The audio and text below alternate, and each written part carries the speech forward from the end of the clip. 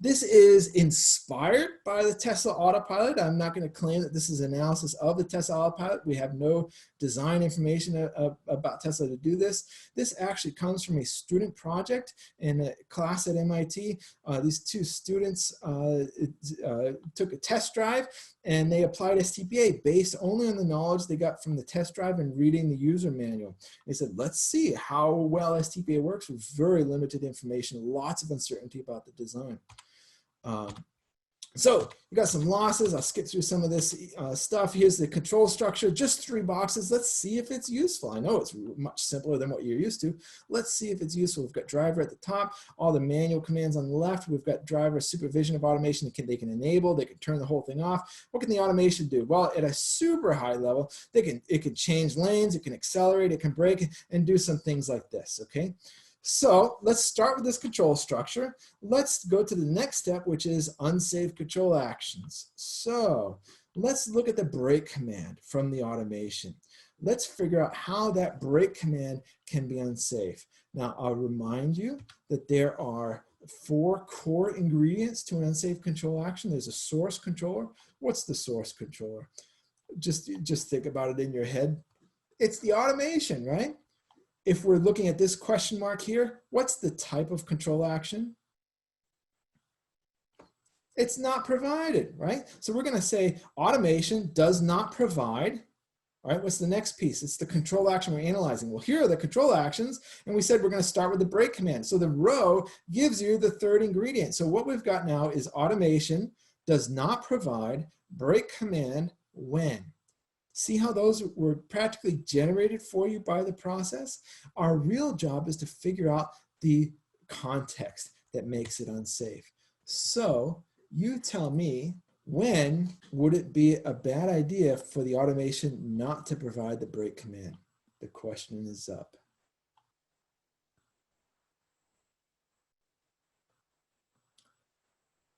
Fantastic. Yeah, I love how you're using high-level language. This is exactly what I like to see. A common mistake is for folks to use really detailed language about perception algorithms and things like that. We're not there yet. This is a high-level analysis right now. So we would say something like when the path is obstructed, or words to that effect. All right. Now, I didn't surprise anybody. I didn't just blow your mind. I realize that. But at least I hope you see that this is a structured process so far. Let's see if we get a surprise element in the next step. This is where you often have a little aha moment. So let's take a look. What we do in step 4 is we identify a scenario. We take an unsafe control action and we say, all right, how in the world could this thing happen? So let's take the UCA you just gave me. Automation does not provide adequate braking commands when the path is obstructed. Let's say that happened, or we're going to anticipate that happening. Why in the world would it happen? Somebody, or all of you, give me a belief. Give me a process model flaw. The automation believes what?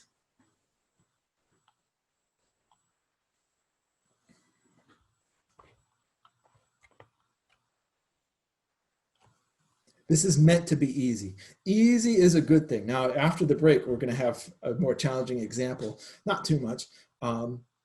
But easy is fantastic. I love easy as long as it's useful. You've got it. Almost all of you have got it. And if you were stuck on these, or in the future, if you're stuck on these, one of the great places to start for process model flaws is the context. If the context is what makes it unsafe, well, if the controller doesn't know that's the context, how in the world are they going to prevent the unsafe action? They're going to have a real tough time. So we'd say, all right, so they believe it's not obstructed when it is. Now, what kinds of things would cause them to believe it's not obstructed when it is? Well, you think of some failures, right? Sensors have failed, it lost power, and so on. All right, what about the non-failures? What about it? Nothing is wrong with the design. The whole design is working perfectly. And you might think, well, maybe there's some weather issues, there's fog, there's snow. Okay, let's say it's a bright sunny day, nothing's wrong with the design. What other factors can come in? Well, maybe it's obscure. Maybe something's in the path of the obstruction up ahead, and we can't see through objects, right? Sensors can't, just like humans can't. And would build a scenario. And that's exactly what these students did. By the way, in just a few days, this was not a months-long effort by any stretch. Here's what they came up with. Here's the UCA we're looking at. And the way, a nice way to present this scenario is graphically. So here's what's happening. Here's your car inspired by Tesla, let's say. It really could be any automated vehicle. And it's following this human driver here, and here's your obstacle. So remember what we just said. If there's some obstruction, that's one of the cases where you can't see the obstacle up ahead. There's an obstruction. But guess what? This obstruction is moving with us, so it doesn't look like an obstacle in our path. Now, what's going to happen to this human driver? This human driver is driving along. You see an obstacle. What do? Well, you probably get out of the way of the obstacle. Do you do that instantly, or do you take a second and check your blind spot maybe? A lot of people would. So there's a delay between when the human sees the obstacle and the human gets out of the way. Meanwhile, what's the Tesla car seeing? It's just seeing the car in front. It doesn't see the obstacle at all. And we're having these delays. So eventually, let's say, is it possible the human driver gets out of the way at the last second?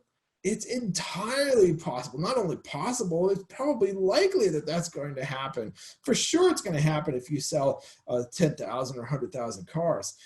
So if you're driving along and you instantly receive a positive indication for the first time that that car's in your way because the human driver got out of your way, what's going to happen? You may encounter it too late. And that's a scenario. That's an interesting scenario. This was presented in spring 2016 at this conference at MIT. The work was done prior to that. And we all thought, that is really interesting. It's such a realistic, real concerning scenario from a super high level analysis. And it became even more relevant later when we had a number of accidents that were very, very similar to what was predicted, really, or I shouldn't say predicted. That means different things to different people. It was at least anticipated by these students. And here's the data from one of those crashes, and it's similar for the others. Here's the Tesla vehicle. It's following our vehicle in front. It's going 9 miles an hour. It's speeding up. Why is it speeding up?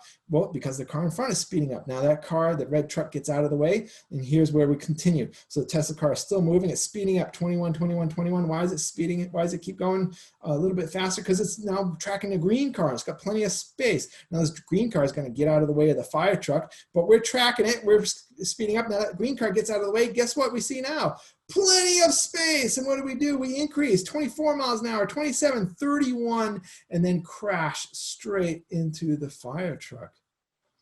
That is almost exactly the scenario that was presented in 2016 by those students after a couple of days of analysis and a test drive. If you're familiar with these accidents, huge losses. We could talk about different types of losses, not just to humans, but losses to economic losses, losses to reputation, and so on. Well, they continued. They said, all right, we looked at the automation. Let's look at the driver. Let's get a driver control action in here. So let's look at the steering control action. Let's postulate an unsafe control action. So what we do is, when is it unsafe to provide a steering command? Well, we're going to mix this in with the automation here for this assignment. So let's look at how the steering may override the automation. And how could that be unsafe? Well, it's unsafe if the steering override creates an accident. So here's what this says here. Driver provides unsafe steering override commands when autopilot is engaged. So we're driving along, autopilot's on, everything's fine, and the driver grabs the wheel and steers into something else and crashes the car. Now you might think, that's a strange scenario. Why do I care? I'm just building the automation here. If a human wants to commit suicide, it's not my fault. Well, that's not what we do in STPA. We take this scenario and we say, why would that appear like the right situation to the driver, the right action? Why would they think that's a good idea? So let's do that. What kind of beliefs will cause them to think that this steering override command is a good thing? Well, probably two things have to occur. If they're overriding the automation, they've got to have some impetus to do that. They've got to have some belief that the automation is done something wrong or done something they don't want. That's belief number one. That's the trigger for them to take over control. Belief number two is about the fact that the steering override is unsafe. Aside from the suicide case, they may not know that the steering override is going to create a collision. So they may have a process model flaw related to what's going on around them when they provide the steering override command. So this is exactly the kind of thinking that the students went through, and here's the scenario that they identified. They noticed during the test drive that these cars, they tracked the painted line on the right-hand side. And if they had cameras on both sides, and if the two diverged, it defaulted to following the one on the right-hand side, the painted lines. So if you're going down a highway and you have an off-ramp, what the car is going to do is tend to hug the off-ramp and take the exit for you. At the same time, there's some smart, fancy automation that can read the speed limit signs, and it may prompt the car to slow down for you. Now, these signs are very low speed limit compared to normal speeds on these highways. So think about these two things together from a human perspective. You're sitting in this car, everything's fine, you're in autopilot driving in the road, and all of a sudden, it decides to take this exit. You don't want to take the exit, it's just what it decides to do. And at the same time, it starts to slow the car down because of the speed limit sign. Now, this is happening to you as a human. What are you gonna do? Probably the first thing you're going to do is grab the steering wheel and steer back into the lane where you came from. You don't want to take the exit. Get me back to where I came from. And if you happen to have a vehicle following you when this is unfolding, we don't have that happen in our roads, do we?